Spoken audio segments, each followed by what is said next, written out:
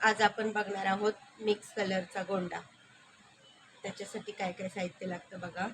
एक डॉटवाला साचा आणि एक विदाउट डॉटवाला साचा, असे 4 साचे आपल्याला लागतात.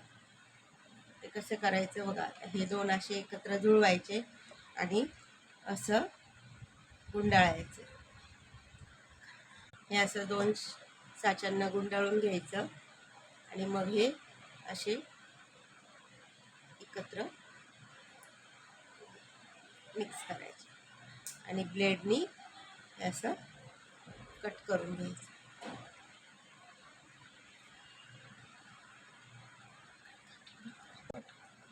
हे असे 2 धागे घेऊन हे असे मधोमध टाकायचे, असे टाकायचे आणि गच्च बांधून घ्यायचं.